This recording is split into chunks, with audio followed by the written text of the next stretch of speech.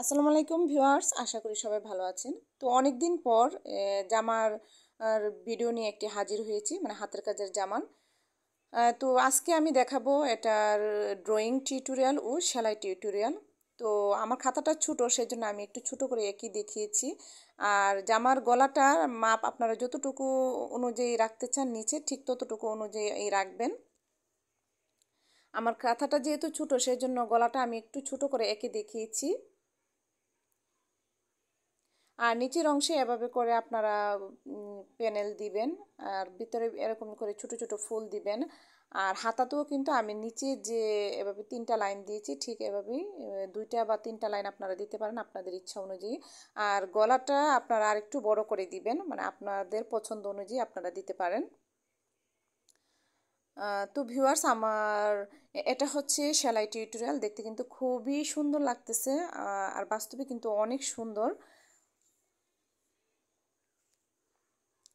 তো আপনারা চাইলে কিন্তু এভাবে মানে গজ কাপড় কিনে খুব সুন্দর একটি ডিজাইনের জামা তৈরি করতে পারেন। তো আমি এখন দেখাবো এটাকে কিভাবে সেলাই করেছি। তো এভাবে ছোট ছোট গড় করে নেবেন আপনারা, আপনাদের পছন্দ অনুযায়ী কিন্তু বড় বা ছোট করে গড় করতে পারেন। আমার ফ্রেমটা যেহেতু ছোট বা কাপড়ের পরিমাণও কম, সেই জন্য আমি আপনাদেরকে ছোট করেই দেখাচ্ছি। আমি কিন্তু এটা জামাতে করছি না, আমি একটা ছোট টুকরো কাপড় আপনাদের করে মানে দেখাচ্ছি। তো এভাবে করে আপনারা একটা করে এভাবে করে বক্স করে করে নেবেন, আর একটা করে এভাবে ফুল দিয়ে নেবেন।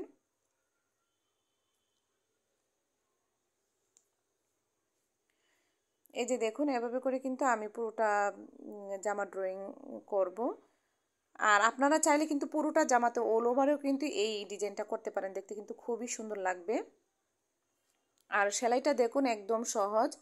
এখানে আমি প্রথমে কাঁথা স্টিচ করে নিচ্ছি।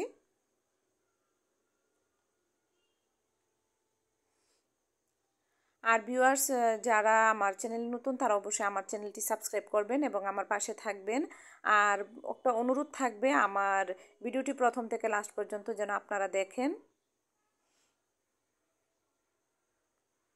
এভাবে করে আমি 4-5টা কাঁথা সেলাই করে নিব।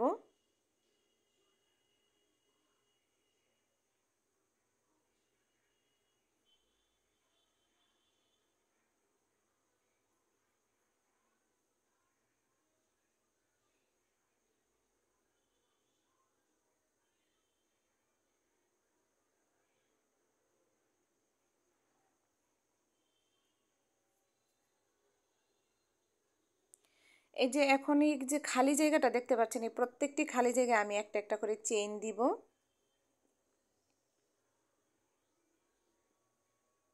আপনারা খুব আস্তে আস্তে এই কাজগুলো করবেন, তাহলে সেলাইটা অনেক সুন্দর হবে।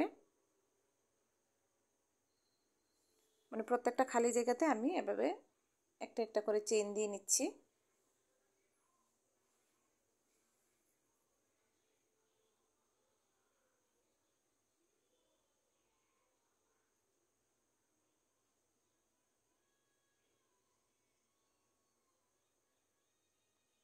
সব কয়টা আমি এভাবে করে নিয়েছি। এখন এই লাইনটাতেও আমি এই ফাঁকা অংশতে একটা একটা করে চেইন করে নিব, তাহলে দেখবেন যে একটা ফুলের মতো তৈরি হবে। এই যে দেখুন, একটা কিন্তু ফুলের মতো তৈরি হচ্ছে।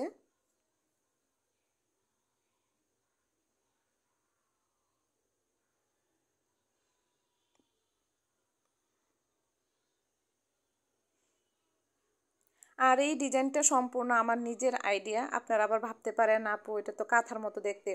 আসলে দেখতে কাঁথার মতো হলেও কিন্তু এটা দিয়ে কাজ করলে আপনারা জামাটার লুকই অন্যরকম লাগবে, অনেক সুন্দর লাগবে।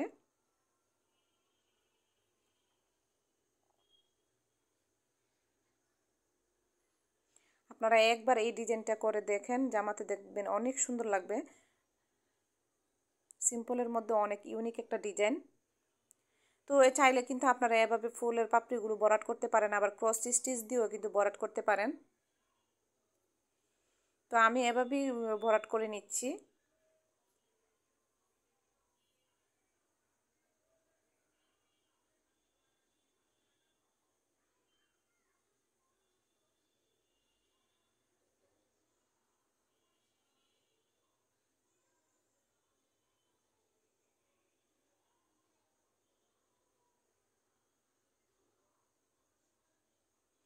এই যে দেখুন আমি এখানে পুরোটা করে নিয়েছি। এখন এটার ভিতরে আমি সাদা কালার সুতা দিয়ে এখানে ফ্রেঞ্চ নট দিব।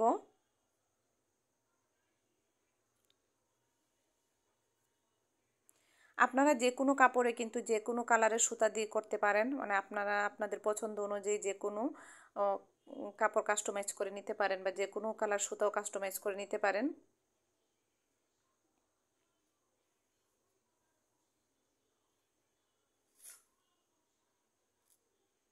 আর হলুদের সাথে কিন্তু সাদা কম্বিনেশনটা অনেক ভালো যায়।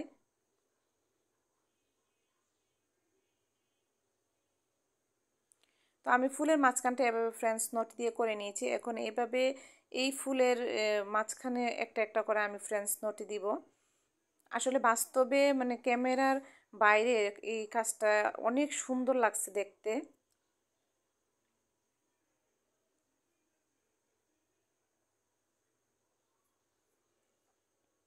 আর আমি এটা নেভি ব্লু কাপড়ের উপর করে দেখিয়েছি। আপনারা চাইলে কিন্তু এটা সাদা কাপড়ও কিন্তু করে দেখতে পারেন, দেখবেন অনেক সুন্দর লাগবে।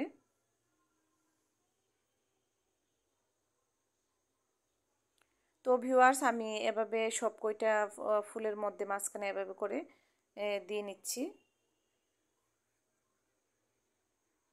এই যে দেখুন কত সুন্দর লাগতো, মনে হচ্ছে যে প্রতি বসিয়ে রাখছি। তো ভিউয়ার্স আমার ডিজাইনটি কেমন হয়েছে এবং আমার আইডিয়াটি কেমন লেগেছে আপনারা কিন্তু আমাকে অবশ্যই কমেন্ট করে জানাবেন। এই যে দেখুন আমি একটু মানে লাইটটা একটু কমিয়ে দিয়েছি, দেখ কত সুন্দর লাগছে দেখতে। আর ভিউয়ার্স আমার ভিডিওটি যদি ভালো লাগে বেশি বেশি লাইক কমেন্ট এবং শেয়ার করবেন এবং আমার ভিডিওতে অবশ্যই কমেন্ট করে জানাবেন আমার ডিজাইনটি কেমন হয়েছে। তো আজকে এ পর্যন্তই, পরবর্তী ভিডিও দেখার আপনাদের আমন্ত্রণ জানাচ্ছি। তো সবাই ভালো থাকবেন, সুস্থ থাকবেন, আল্লাহ হাফেজ।